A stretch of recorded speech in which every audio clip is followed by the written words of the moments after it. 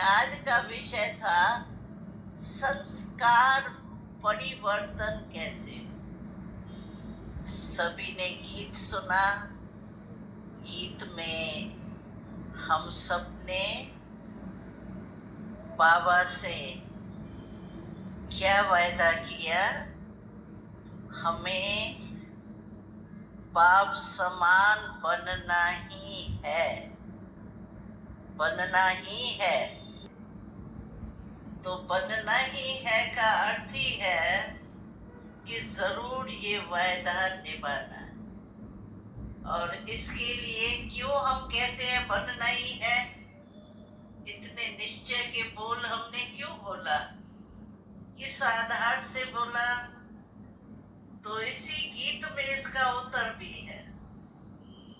इसी गीत में है कि बाबा का साथ भी मिला है और हाथ भी मिला है। अभी साथ है वो तो समझते ही हैं, और हाथ है, हाथ तो शिव बाबा के पास है ही नहीं, ब्रह्मा बाबा के पास है। तो शिव बाबा को कैसे हम कहते हैं कि हाथ भी है साथ भी है, लेकिन शिव बाबा की श्रीमत ही हाथ है।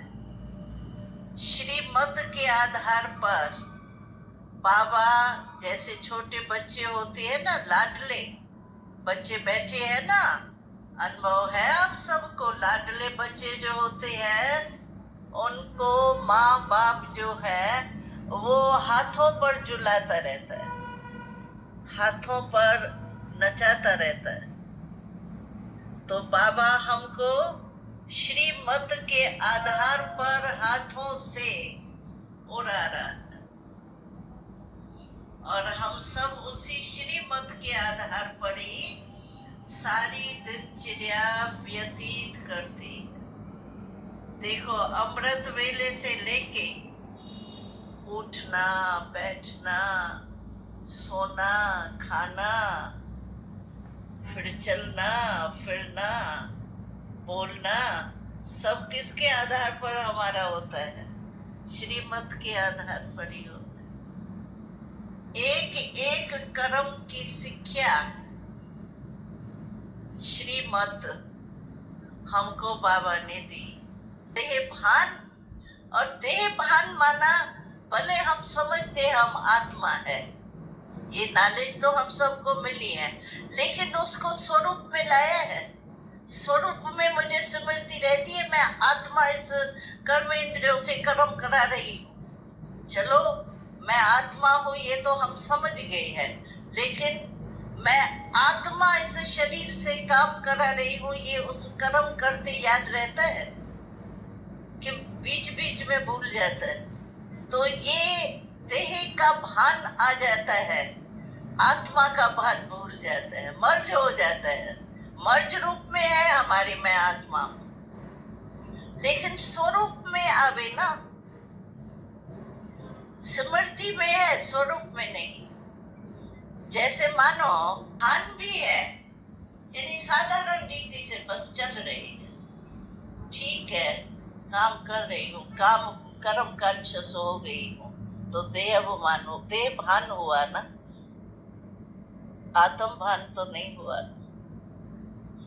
और फिर देह अभिमान आता है तो भी भूल जाते हैं। और फिर देह की लगाव, आज की मुरली में कितने बार बाबा ने यही हमको पाठ पढ़ाया, देह अभिमान नहीं होना चाहिए। मैं समझू कोई 50-60 वाली तो ये शब्द देह का, देह भान का आज के मुरली में था। तो ये 3 प्रकार से हमको देह भान, देह अभिमान और देह का लगाव, ये 3 प्रकार से हमको देह अपने तरफ खींचती। और वो देह भान होने के कारण आत्म अभिमान या परमात्म प्राप्ति का अभिमान जो होना चाहिए, नशा जो होना चाहिए, वो भूल जाता है। अगर कोई भी हमको पूछेगा तो आप आत्मा हो, कहेंगे हाँ है, हम तो आत्मा है, विशेष आत्मा है, पुण्यात्मा है, परमात्मा से मिलन वाली आत्मा है, कितना वर्णन करते हैं। लेकिन उस स्वरूप में हम हर काम करें, स्वरूप में हर एक के संबंध संपर्क में आए, उसमें हमारी कमी हो। तो कोई भी व्यर्थ संस्कार का बीज है ये देह भान, देह अभिमान और देह की लगन। इस बीज को जब तक हमने खत्म नहीं किया है तब तक हमारा कल्याण नहीं हो सकता है। और बीज को खत्म न करने के कारण ऊपर ऊपर से हमको कोई होली की पार्टी याद आई, कुछ ये नशा एक्स्ट्रा थोड़ा याद किया तो नशा चढ़ गया, उस समय ठीक हो जाता है। लेकिन बीज खत्म न होने के कारण फिर कोई परिस्थिति ऐसी आती है, फिर इमर्ज हो जाए। तो इस बीज को हमको खत्म करने का साधन है कि हम बीच बीच में अपने आत्मक भान को स्वरूप में लाते हैं। इमर्ज रूप में, मर्ज है नहीं, लेकिन इमर्ज रूप में मेरे को नशा आवे कि मैं आत्मा इस कर्म इंद्रियों कर्मचारियों से कर्म करा रही। ये स्मृति हमको बीच बीच में आत्म अवमान की रखनी पड़ेगी, चेक करना पड़ेगा, फिर चेंज करना पड़ेगा, तभी हमारी ये जो संस्कार है करे 63 जन्म के जो संस्कार है वो खत्म हो जाए।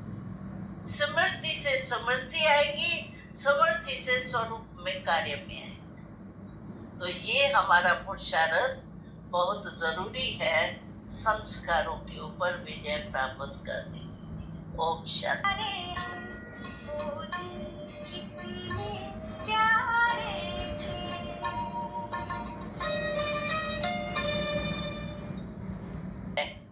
सफल करो और सफलता है ही, ये नहीं कहा है बाबा होगी, होगी नहीं, है ही कहा है ही माना वरदान बाबा ने दिया है। सफल करो, बाबा ने कहा उन्हों के पास तो एक ही जो है ये धन है, स्थूल धन, ये पैसा, यही खजाना है।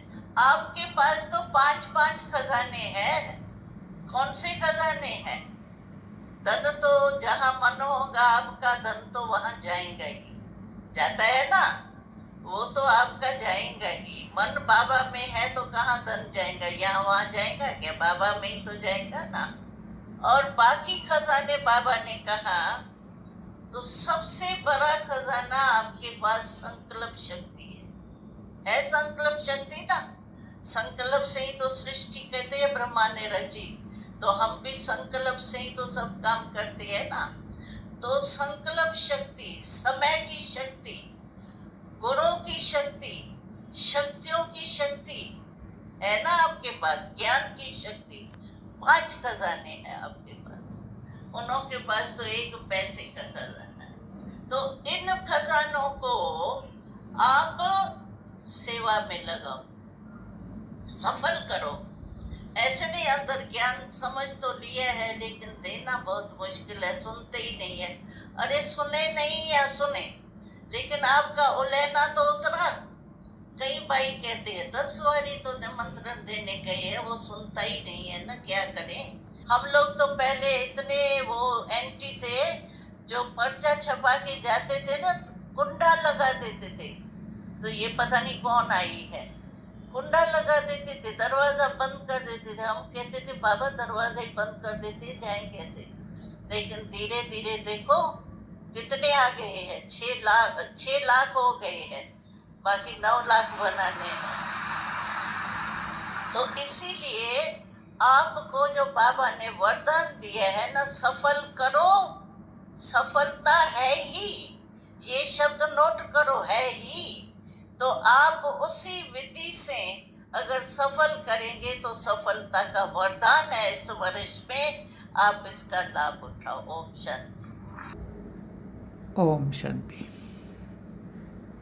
दादी, बाप दादा और वीडियो देखने वाले सुनने वाले भाई बहन सबका मैं तुलसीराम धन्यवाद करता हूँ।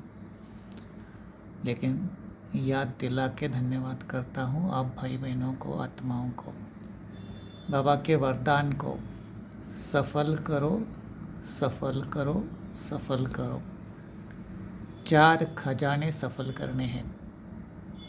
समय, श्वास, संकल्प। 3 ही हो गए। चौथा कौन सा? सोचिए, उत्तर आपको बाप दादा से मिल जाएगा। ओम शांति, ओम शांति।